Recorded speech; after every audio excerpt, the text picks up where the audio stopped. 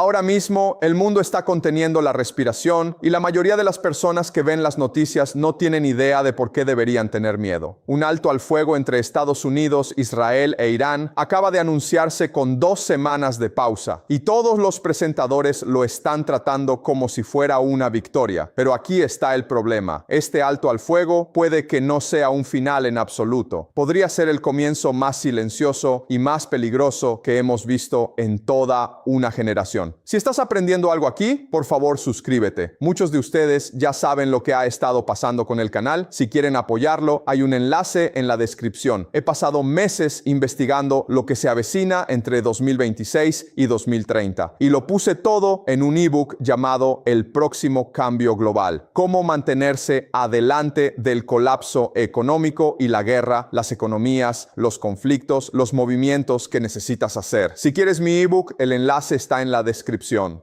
Para entender lo que realmente está pasando, tienes que retroceder más allá de febrero de este año, porque este momento no apareció de la nada. El acuerdo nuclear de 2015, el JCPOA, colapsó cuando Trump retiró a Estados Unidos en 2018. Desde ese momento, Irán y América se rodearon mutuamente como dos peleadores que saben que el campanazo está a punto de sonar. Las negociaciones se estancaron, las tensiones escalaron y luego, en junio de 2025, Estados Unidos e Israel libraron lo que la gente ahora llama la Guerra de los 12 días, enviando bombarderos estadounidenses a las instalaciones nucleares iraníes antes de que un alto al fuego llegara el 24 de junio, mediado por Estados Unidos y Qatar. El mundo exhaló en ese momento también y se convenció de que la crisis había terminado. Lo que nadie esperaba era enero de 2026. Las fuerzas de seguridad iraníes se volvieron contra sus propios ciudadanos durante el mayor movimiento de protesta que el país había visto desde la Revolución Islámica de 1979, matando a decenas de miles de personas en las calles. La respuesta de Trump llegó rápido. El mayor despliegue militar estadounidense en el Medio Oriente desde la invasión de Irak en 2003. A mediados de febrero, Estados Unidos e Irán se sentaron nuevamente frente a una mesa de negociaciones. Conversaciones nucleares indirectas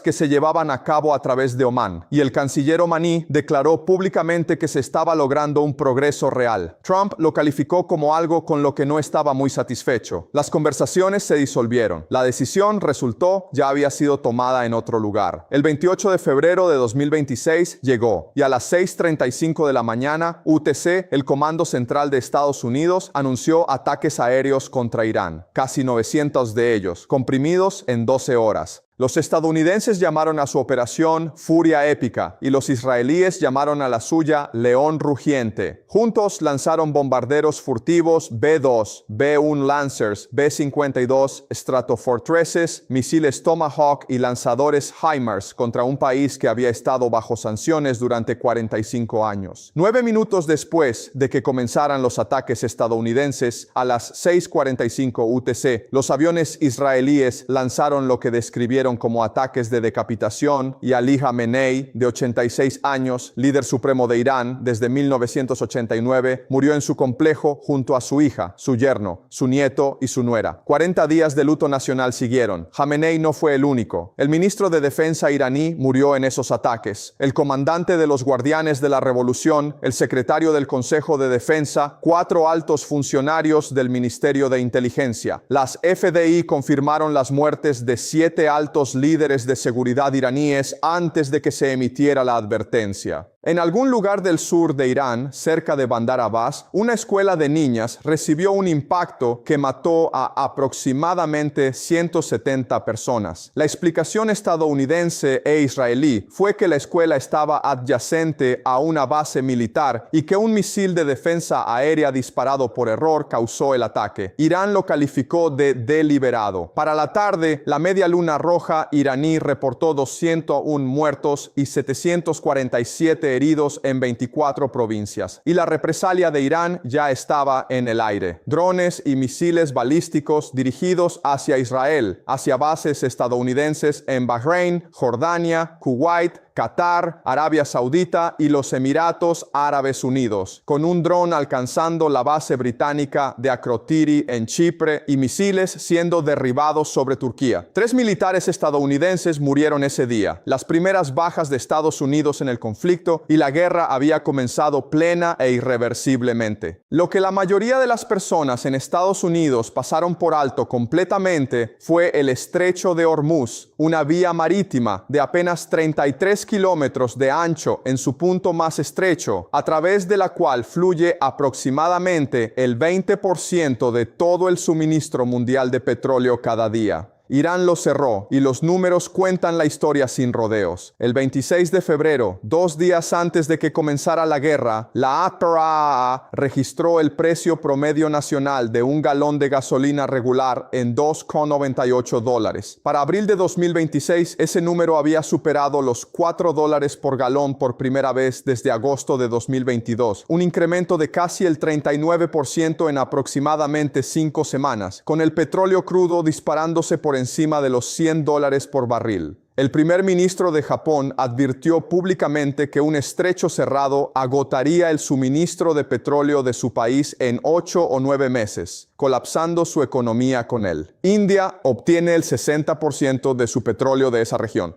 China el 40%.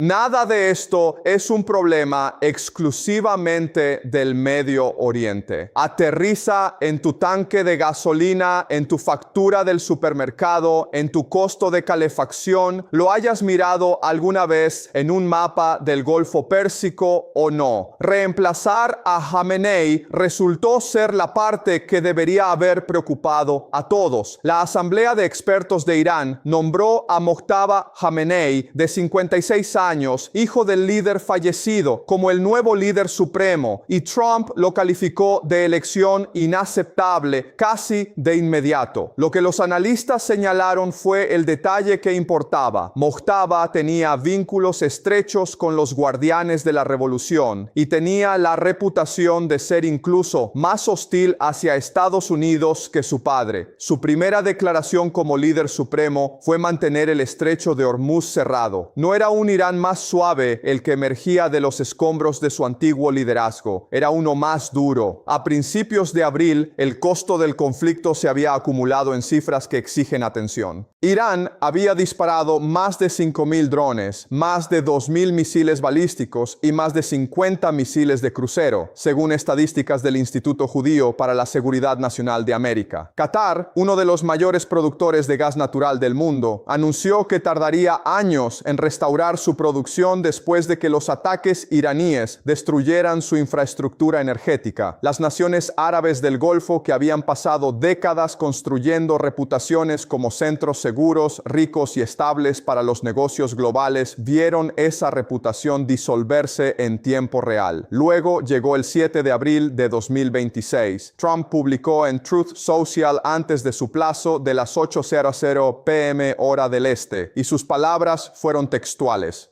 Toda una civilización morirá esta noche para no volver a existir jamás. Los demócratas del Congreso lo calificaron como un posible crimen de guerra. El Papa León XIV, el primer papa estadounidense, se paró en la plaza de San Pedro y llamó a la paz, describiendo los ataques a la infraestructura civil como una señal del odio, la división y la destrucción. Menos de 2 horas antes de que expirara ese plazo, Pakistán me dio un alto al fuego con el gobierno del primer ministro Shehbaz Sharif, actuando como intermediario entre Washington y Teherán. El canciller iraní Abbas Araghchi agradeció públicamente a Sharif. Entre bastidores, China dio el empujón final que llevó a Irán a aceptar. La publicación de Trump en Truth Social decía: "Este será un alto al fuego de doble cara. La razón para hacerlo es que ya hemos cumplido y superado todos los objetivos militares y estamos muy avanzados en un acuerdo definitivo sobre la paz a largo plazo con Irán y la paz en el Medio Oriente". El Consejo Supremo de Seguridad Nacional de Irán confirmó el acuerdo y declaró la victoria en el mismo aliento, afirmando que casi todos los objetivos de guerra habían sido alcanzados. Los mercados respondieron en minutos. El crudo Brent cayó más del 13%, ubicándose en $94,74. Y el Dow Jones subió 1.300 puntos, su mejor sesión individual desde abril de 2025. Pero aquí está el problema con ese suspiro de alivio. El alto al fuego comenzó a resquebrajarse antes de que la tinta se secara. El Líbano se convirtió en la línea de fractura casi de inmediato. Pocas horas después del anuncio, la oficina de Netanyahu confirmó que el gobierno de Israel apoyaba la decisión de Trump de pausar los ataques contra Irán por 2 semanas. Y luego agregó una oración que cambió todo. El alto al fuego no incluía al Líbano. Israel lanzó la operación Oscuridad Eterna contra Hezbollah ese mismo día, su mayor ataque desde que comenzó la guerra, dejando 254 personas muertas en todo el Líbano y 1.650 heridas, con 92 de esas muertes concentradas solo en Beirut. Para el 8 de abril, al menos 182 personas más murieron en el centro de Beirut por ataques israelíes que se produjeron después de que el alto al fuego supuestamente estuviera activo. Irán respondió amenazando con atacar a Israel si el asalto al Líbano no cesaba. Un informe de los medios iraníes indicó que la reapertura del estrecho de Hormuz, el fundamento real de todo el acuerdo de alto al fuego, había sido pausada a causa de esos ataques en el Líbano. Shehbaz Sharif, el hombre que construyó este acuerdo, condenó públicamente las violaciones e instó a todas las partes a ejercer moderación y respetar el alto al fuego durante 2 semanas, según lo acordado, para que la diplomacia pueda tomar el papel protagónico. Y el Consejo Supremo de Seguridad Nacional de Irán emitió una declaración que merece leerse con calma. Nuestras manos están en el gatillo y en el momento en que el enemigo cometa el más mínimo error, será respondido con toda la fuerza. Por debajo de todo eso yace una pregunta nuclear, sin resolver e inamovible. Todo el uranio altamente enriquecido de Irán permaneció dentro del país, probablemente sepultado en los sitios de enriquecimiento que los bombarderos estadounidenses atacaron durante la guerra de los 12 días el junio anterior. Trump afirmó que Estados Unidos trabajaría con Irán para desenterrar y retirar ese uranio, e Irán no ofreció ninguna confirmación de ese plan. Trump y Netanyahu exigieron el desmantelamiento completo del programa nuclear iraní y la propuesta de paz de 10 puntos de Irán, el documento que Teherán presentó como sus condiciones para el alto al fuego, rechazó esa demanda de plano. Lo que inició todo este conflicto, lo que cada conferencia de prensa citó como justificación para casi 900 ataques en una sola mañana, permaneció completamente sin resolver. Nada de eso importó a la solicitud de presupuesto del Pentágono, que llegó a más de $200.000 millones